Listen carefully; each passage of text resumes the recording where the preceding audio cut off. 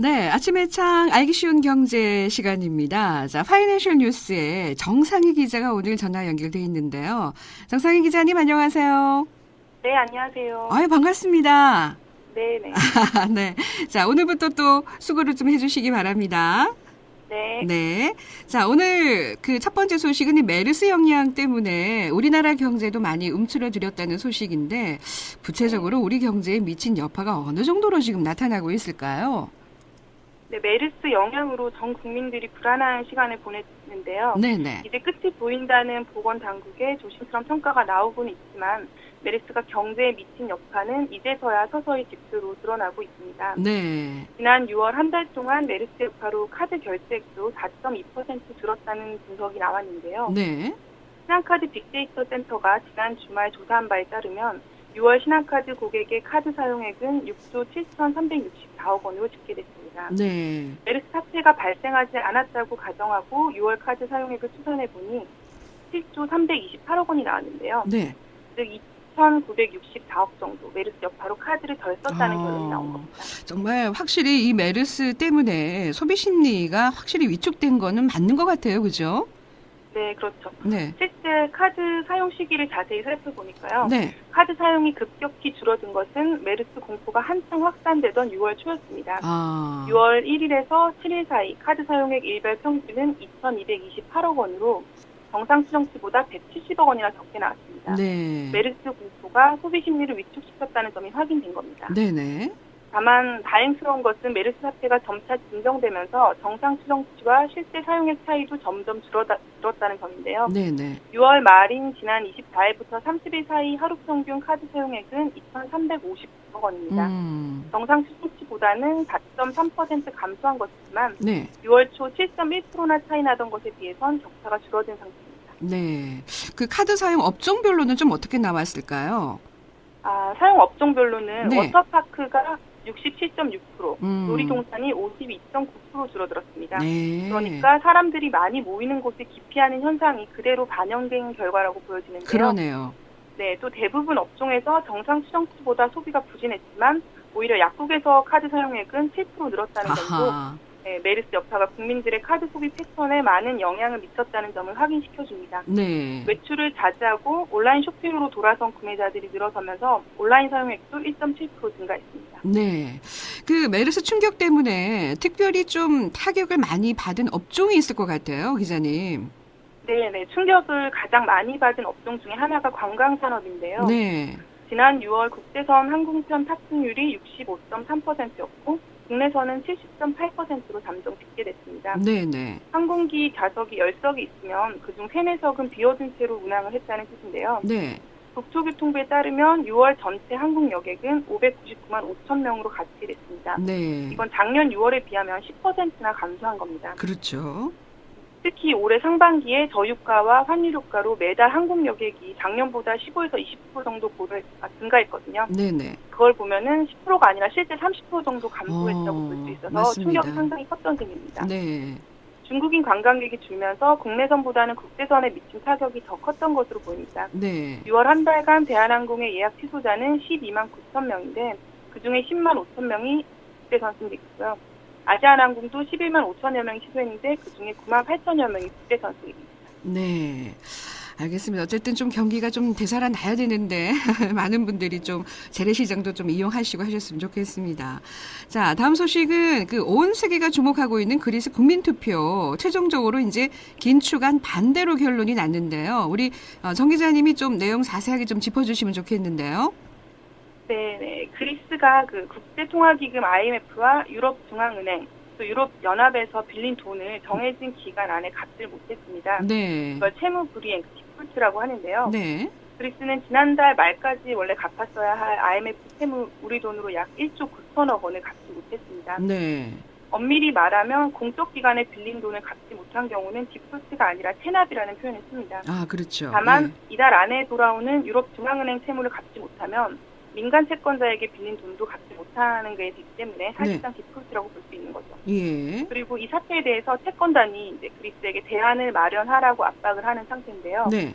그리스 국민들은 지난 주말 국민투표에서 국제 채권단이 제시한 긴축안에 반대 의사를 밝혔습니다. 네. 그러니까 61%라는 압도적인 지지로 반대 의사를 밝혔는데 유로화를 당장 쓰지 않게 될 수도 있지만 채권단의 긴축을 거부한 겁니다. 네. 그 투표를 할 때 투표 질문이 어떤 내용이었어요? 그 질문은 그러니까 6월 25일 유로그룹 회의에서 제안한 협상안을 수용하느냐였는데요. 네. 이 투표에서 수용 반대가 나온 겁니다. 아, 그렇죠. 네. 그리스 총리는 이 반대 여론이 높을 경우에 정부가 협상력을 높일 수 있다고 주장을 했는데요. 네. 그 말대로 현지 시간으로 7일 최대 채권국인 독일 메르켈 총리가 9일까지 그리스가 새 개혁안을 내면 장기적으로 지원을 할 수 있다고 밝히면서 네. 협상에 지금 통신호가 켜진 상태입니다. 음. IMF도 지난 6일 그리스가 지원을 요청할 경우 도울 준비가 돼 있다는 입장을 밝혔습니다. 아, 그렇군요. 하지만 그리스가 연금 지출 축소같이 재정 개혁에서 눈에 띄는 조치를 당장 하지 않으면 네. 국제 금융을 해줄 수 없다고도 밝혔는데요. 네. 그러니까 돈을 빌린 그리스와 빌려준 채권단 사이에 아직도 이제 추가로 돈을 더 빌려줄지 네. 또 그리스가 어떻게 빚을 상환할지에 대한 협의가 이루어지지는 않았지만 협상의 여지는 남아 있는 상태입니다. 네. 그래서 아직은 그리스가 디폴트 상태는 아니고 체납된 상태라고 하는데요. 12일에 예정된 EU 정상회의에서 그리스의 2년간 추가 지원을 더 할지 여부가 결정될 것 같습니다. 그렇군요.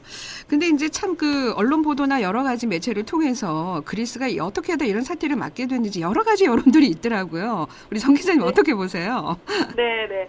그 국제 사회에서는 그 채권단인 IMF와 유럽중앙은행 그리고 유럽연합 이 네. 세 개를 트로이카라고 하는데 네. 이들이 집행한 과도한 긴축 정책이 그리스의 위기를 불러왔다는 주장이 있고요. 아, 또 반면에 그리스인들의 과소비와 공공부분의 부패가 원인이라는 주장도 있습니다. 네.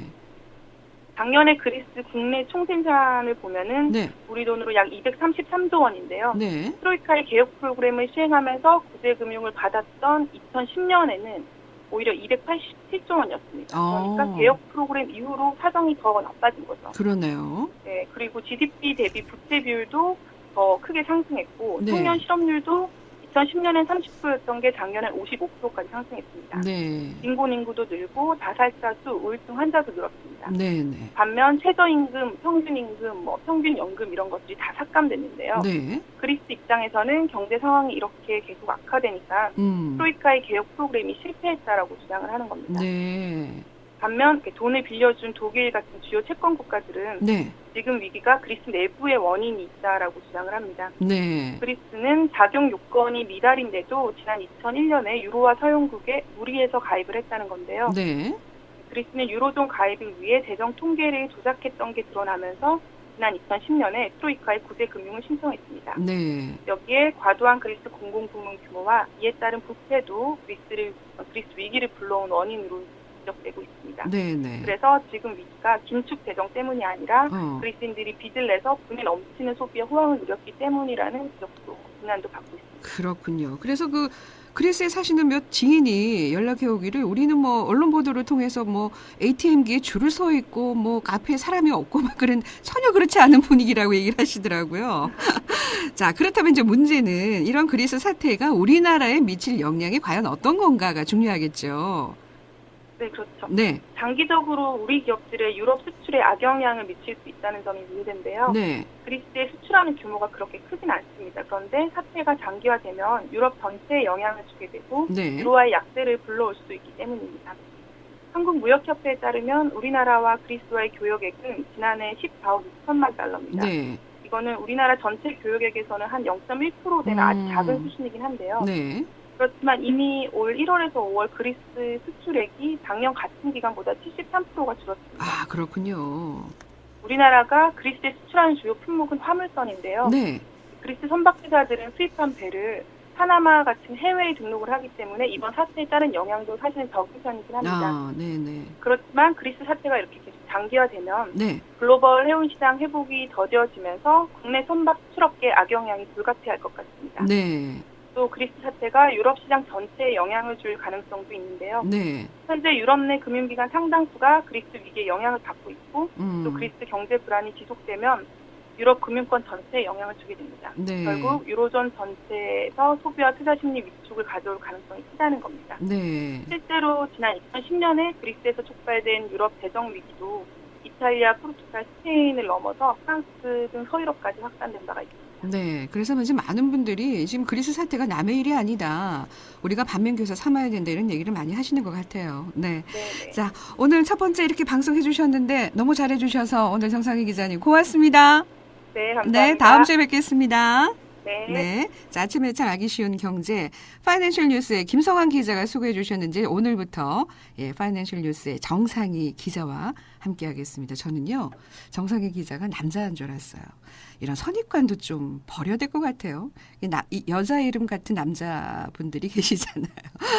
정상희 기자는 아주 마음에 들었습니다. 자, 다음에 뵙기로 하고요. 자, 오늘은 더블 퀴즈 데이입니다.